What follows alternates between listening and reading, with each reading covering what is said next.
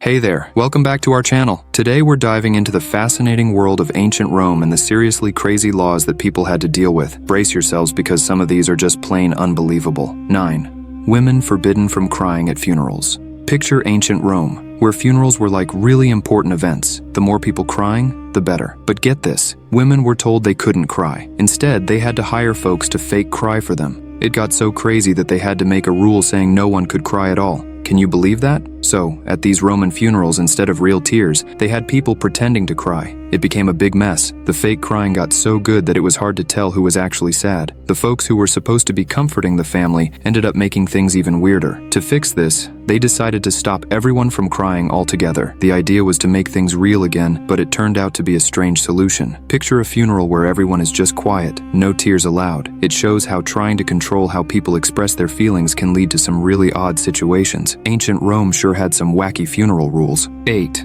Fathers could murder their daughters' lovers. Back in ancient Rome, if you caught your partner doing something not so great, you had about 20 hours to turn it into a big neighborhood show. Yeah, a real drama unfolding for everyone to see. But here's the crazy part. If your wife's lover happened to be a slave or a prostitute, it was like game over for them. Dads had this weird legal permission to, well, take things into their own hands. So imagine this. Your neighbor catches their spouse in a tricky situation. Instead of dealing with it privately, they had this rule where you had to make it a public spectacle within 20 hours. It was like turning personal drama into a community event, but it got even wilder if the lover was a slave or a prostitute. In that case, the dad, yes, the dad, had the legal right to do something extreme. They could, technically speaking, take matters into their own hands, and by that, I mean something pretty serious. It's like the law was saying, if your daughter's partner is a certain kind of person, you're allowed to handle it your way. Now, we might find this totally crazy today, but back then, it was considered a part of their legal system. It just goes to show how much things have changed over the years. Can you imagine if we had rules like that today? Talk about a different way of dealing with relationship drama. 7. Ultimate punishment.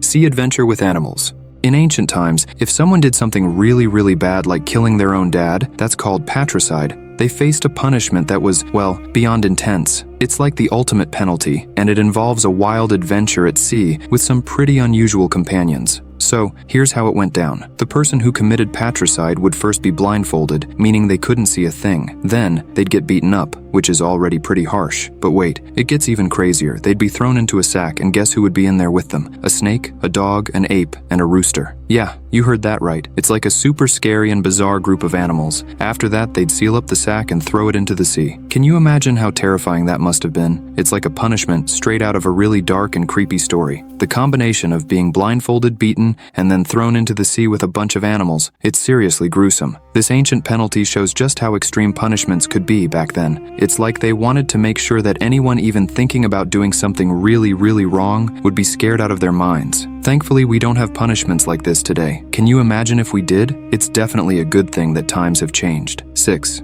Prostitutes were required to dye their hair blonde. Back in ancient Rome, they had this idea that blondes had the most fun. But here's the twist. It wasn't just for fun, it was a rule for prostitutes. They had to dye their hair blonde because, for some reason, people thought only the so-called barbarians had that hair color. It's like they believed that blonde hair was a signature look for outsiders. Now, you might be thinking, what's the big deal with hair color?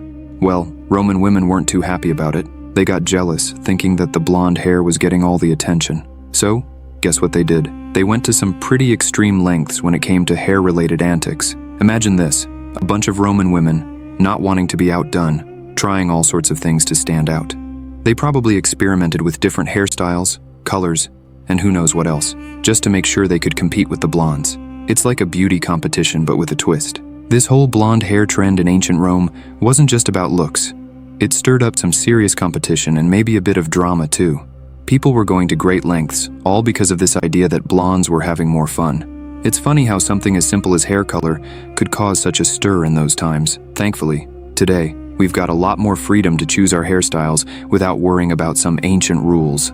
5. Fathers could sell their kids, but only 3 times. Back in ancient Rome, there was a surprising rule about dads and their kids. Believe it or not, fathers actually had the legal okay to sell their own children. Yeah, it sounds pretty strange, doesn't it? But here's the twist. There was a limit to how many times they could do it. It wasn't an unlimited sale bonanza. It was 3 times per child. After that, the rule book said, no more selling allowed. It's like they put a cap on how many times a dad could make that choice. So think about a dad facing some tough times or maybe having reasons we can't understand. He could decide to sell his son, but he had this counter ticking. 1 sale, 2 sales, 3 sales, and then that's it. 3 times was the magic number. After that, according to the rules of the time, you were officially labeled a not-so-great parent. It's like the ancient version of saying, okay, you've done this too many times. Maybe try a different parenting approach. The fact that there was any rule about selling your own child might sound strange and harsh to us today. I mean, once seems like more than enough, right? But back in ancient Rome, they had their own way of doing things. It just goes to show how much parenting practices have changed over the years, and we're definitely glad that selling your kids is not something anyone has to worry about nowadays. 4.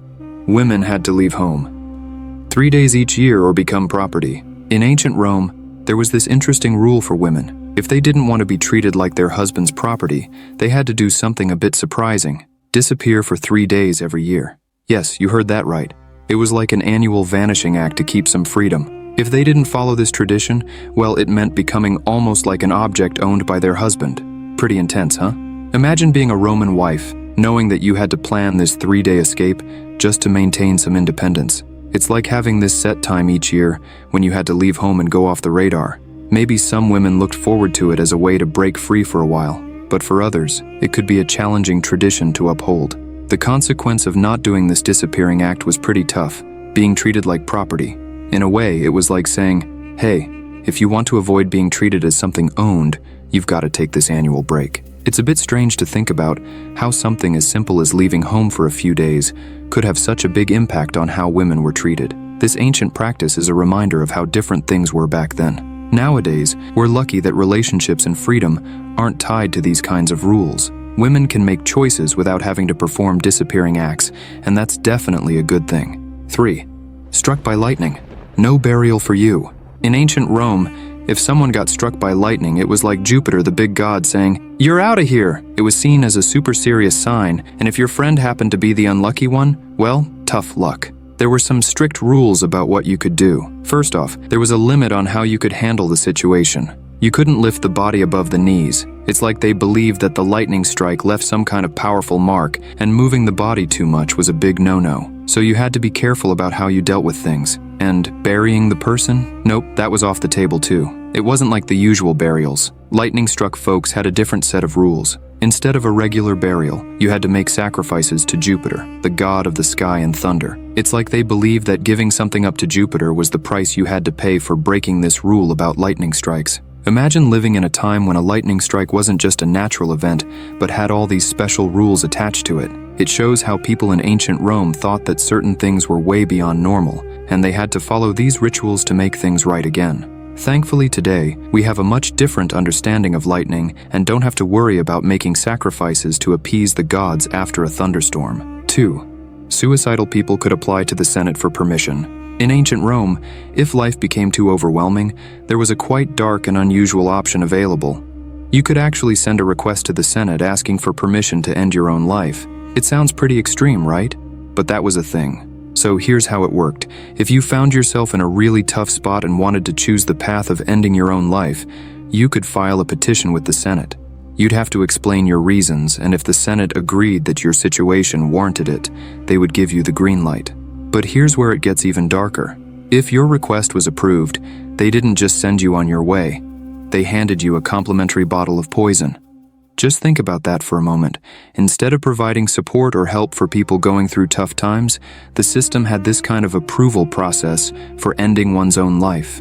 It reflects a very different understanding of personal struggles and mental health compared to what we have today. It's a stark reminder of how much our views on mental health and well-being have evolved over time. Thankfully, in today's world, we recognize the importance of offering support and resources to those facing difficult moments, rather than having such drastic measures in place. Life can be tough, but there are better ways to navigate through challenges than resorting to a system that hands out bottles of poison. 1. Fathers could legally murder their whole families. Back in ancient Rome, things were pretty different, especially when it came to family dynamics. In the early days, fathers held a lot of power, and believe it or not, they had the authority to do something really extreme. They could actually decide to end the lives of their own children if they thought they were misbehaving. It sounds pretty harsh, right?